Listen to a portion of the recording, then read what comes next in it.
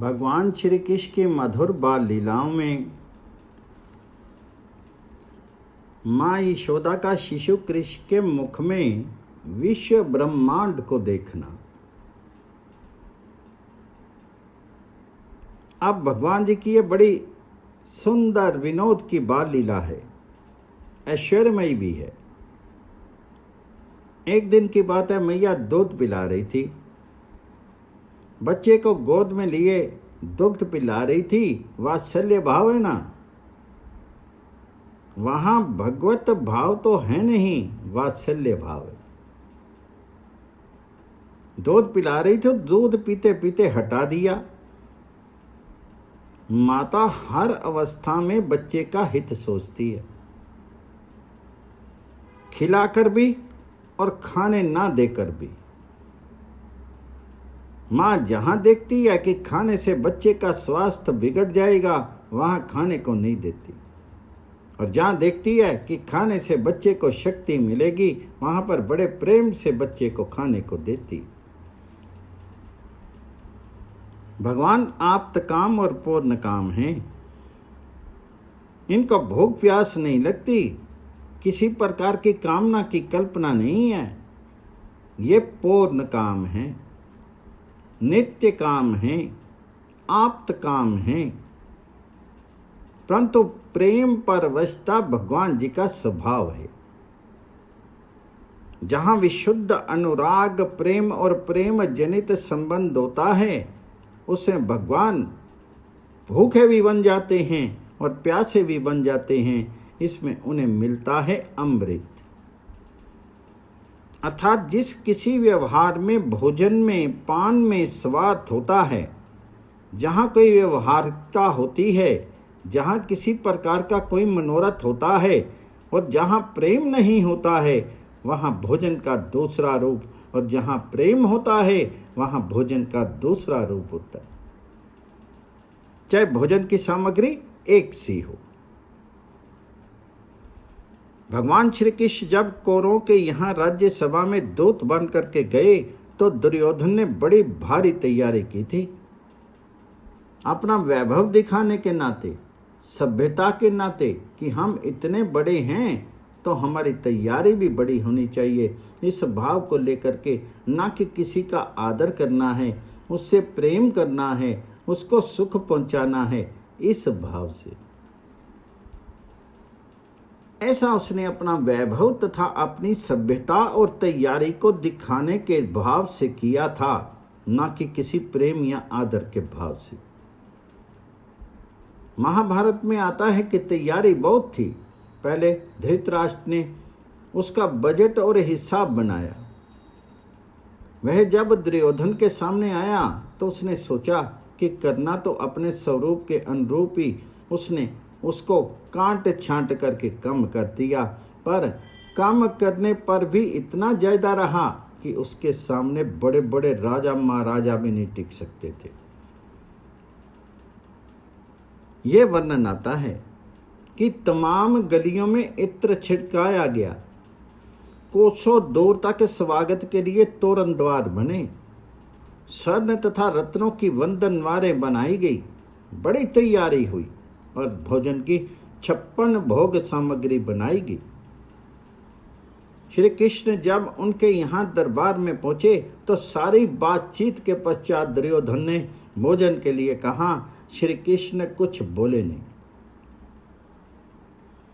फिर दुर्योधन बोला, भोजन तैयार है, महाराज भोजन करने चलिए। जरा रोब से कहा। दुर्योधन के मन में था कि वह बहुत बड़ा राजा है, कहा तैयार है भोजन, चलिए ना, देर हो रही है। श्री कृष्ण बोले, हम तो नहीं जाएंगे। नम्रता से कहा कि नहीं जाएंगे, क्षमा करें। पूछा क्यों नहीं जाएंगे, तो उनके अभिमान पर जरा ठेस लग गई। श्री कृष्ण ने कहा, ऐसे ही नहीं जाएंगे। तो दुर्योधन ने कहा, हम कोई जाति या हैसियत में आपसे छोटे हैं, या आपका हमारा संबंध नहीं है, श्री कृष्ण और दुर्योधन का संबंध था। दुर्योधन की लड़की का ब्याह हुआ था श्री कृष्ण के लड़के सांब से। उसने कहा कि हमारा आपका संबंध है, हम सगे हैं, हम कोई जाति में नीचे नहीं हैं, हम आपसे वैभव में नीचे नहीं हैं, क्यों नहीं खाएंगे हमारे यहाँ आप। तो श्री कृष्ण ने कहा भाई आप क्षमा करें, भोजन दो प्रकार से होता है, कोई भूख से मरता हो, अकाल से पीड़ित, तब जहाँ जो मिले वह खा ले, मान अपमान की चिंता नहीं करे। दूसरे जहाँ प्रेम हो वहाँ घर में घुस करके रूखी रोटी खा ले। प्रेम आप में है नहीं और भूखा मैं नहीं मरता, इसलिए नहीं खाऊंगा। इसका कोई उत्तर उसके पास था ही नहीं। यद्यपि ये था बहुत कड़ा, पर था कटु सत्य। दुर्योधन कुछ बोल नहीं सका क्योंकि उसमें प्रेम कुछ था ही नहीं, केवल रोब था। दुर्योधन को ये बोल करके भगवान बाहर निकल गए, भीष्म आदि साथ गए। भीष्म ने कहा कि महाराज हमारे घर चलिए। उन्होंने कहा महाराज आपका घर तो हमारा घर है, परंतु आज तो हमें जाना है अपने विदुर के यहीं। विदुर के यहाँ बिना बुलाए पहुँच गए। जब विदुर की झोंपड़ी पर पहुँचे तो वहाँ विदुर थे नहीं। बीच में कथा याद आ गई, थोड़ी कह दें इसको, बड़ी सुंदर कथा है भक्तमाल की। विदुर इतने त्यागी और अधिक सादगी पसंद रहे कि राजा से कुछ लेते तो थे नहीं। यद्यपि धृतराष्ट्र बहुत चाहते थे कि कुछ लें, लेकिन लेते नहीं थे। उनके घर में विदुर पत्नी के पास केवल एक साड़ी थी और छोटी सी झोंपड़ी रखी।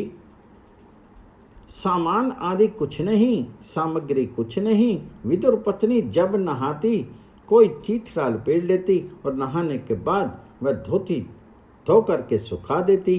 धोती जब सूख जाती तो उसे पहन लेती। आने जाने वाला कोई घर में था नहीं, नौकर चाकर कोई था नहीं।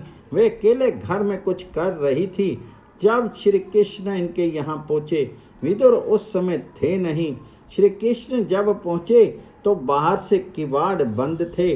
किवाड़ को जरा धक्का दिया और बोले मैया मैं कृष्ण बाहर खड़ा हूँ, भूखा हूँ। दुर्योधन के मेवा त्यागे साध विदुर घर खाए। इसका यही रहस्य है। किवाड़ खटखटाए और कहा मैया मैं कृष्ण बाहर भूखा खड़ा हूँ। विदुर रानी उस समय नहा रही थी। घर जब सुना कि कृष्ण बाहर खड़े हैं और भूखे हैं, तब इतना उनके अंदर स्नेह उपजा, इतनी प्रेम की बाढ़ आई कि भूल गई कि मैं नहा रही हूँ। उन्होंने जानबूझ करके कुछ नहीं किया। विदुर पत्नी भूल गई कि मैं नहा रही हूँ और इस अवस्था में वे दौड़ी और दौड़ करके किवाड़ खोले। श्री कृष्ण पीतांबर ओढ़े थे। अपना पीत वस्त्र पीतांबर फेंक दिया। वे उनकी साड़ी बन गई, सारे बदन को ढक लिया। जैसे माँ बच्चे का हाथ पकड़ करके अंदर ले जाती है, उसी प्रकार विदुर पत्नी ने श्री कृष्ण का हाथ पकड़ा और कहा चलो अंदर, भूख लगी। यहाँ बड़ा सुंदर वर्णन आता है कि अंदर ले गई प्रेम आवेश में। प्रेम का आवेश है, स्नेह का आवेश है। उनको ये पता नहीं कि मैं कौन हूँ, क्या करूँ। इतना ही पता था कि कृष्ण भूखा है, इसको खाने को देना है, और कोई बात नहीं। घर में कोई राशन आदि सामग्री थी नहीं, उनको कहाँ बिठाएं। वहां एक पीड़ा रहा, उसके बीच के जो अंश था वह टूटा हुआ था। टूटा हुआ पीड़ा था, बीच में उसके कुछ था नहीं और उल्टा पड़ा हुआ था। ये कितनी सुंदर प्रेम आवेश की बात है। भगवान श्री कृष्ण ने कहा कि पीड़ा ले आओ। उसी पीड़े के चारों पांव के बीच में वे बैठ गए। वह भी तो प्रेम के भूखे हैं ना। आप तक काम भगवान में प्रेम कामना हुई और बैठ गई। उनसे कहा कि कुछ खाने को दीजिए। घर में कुछ पहले के आए हुए केले पड़े हुए थे। वह केले हैं कि आम हैं कि संतरा है, इसका कुछ होश उनको नहीं। ऐसे फल भी होते हैं, भीतर गुठली होती है और ऊपर गुदा होता है। ऊपर खाने की चीज होती है और अंदर फेंकने की होती है। उनको ऐसा होश था नहीं कि केले हैं। अब छिलके छील छील करके देने लगी खाने को और अंदर का गुदा फेंकने लगी। कृष्ण छिलके मजे में खाते जाएं और कहे जाएं, मैया बड़ा स्वाद है, जरा एक और दो, एक और दो। ये खाए जाएं और वह गुदा फेंकती जाए। उधर विदुर को पता लगा कि श्री कृष्ण तो घर पधारे हैं और कोई स्वागत सत्कार करने वाला है नहीं, ना कोई सामान है और ना कोई पूछने वाला है। विदुर जी घर पहुंचे और जब अंदर गए तो देखा कि पत्नी पीतांबर से शीर ढके रख खड़ी है।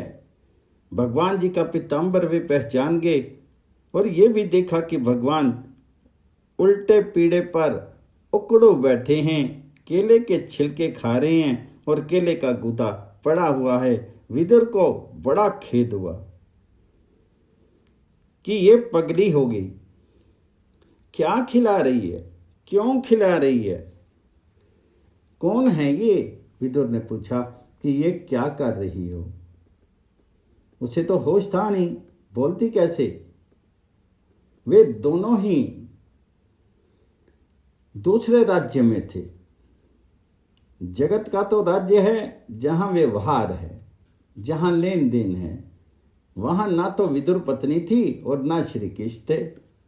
वे केले के छिलके खा रहे थे और ये खिला रही है। दोनों बड़े मौज में रहे। विदुर ने कहा, क्या कर रही हो? वह बोली, नहीं। तब विदुर ने हाथ पकड़ करके झकझोरा, फिर होश आया। कहा कि क्या खिला रही हो? देखा कि ये तो केले के छिलके हैं जिसे कृष्ण खा रहे हैं। बैठे कहाँ हैं? और मैंने ये ओढ़ क्या रखा है? ये मेरी साड़ी तो है नहीं। सारी बात ध्यान में आ गई। वे संकुचित हुई। श्री कृष्ण तो अभी ध्यानस्थ ही बैठे हैं।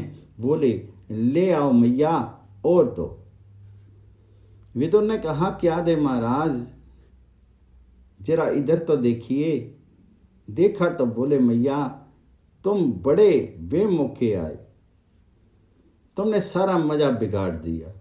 हम जिस मीठी चीज को खा रहे थे और उसमें जो माधुर्य था वह अन्यत्र सुलभ नहीं है।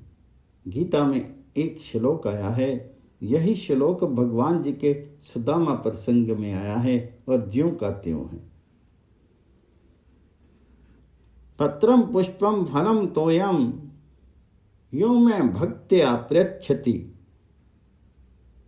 भगवान जी ने कहा, प्रेम से सनी हुई कोई चीज जिसमें अंदर और ऊपर से प्रेम का अमृत रस भरा हुआ हो, वह चाहे एक पत्ता हो, चाहे एक घूंट जल, चाहे फूल की एक पंखड़ी हो, चाहे जरा सा मामूली कोई फल, वह मुझे इतना प्रिय लगता है कि पूर्ण कामन होने पर भी मुझे उसे खाने को भूख लग जाती है।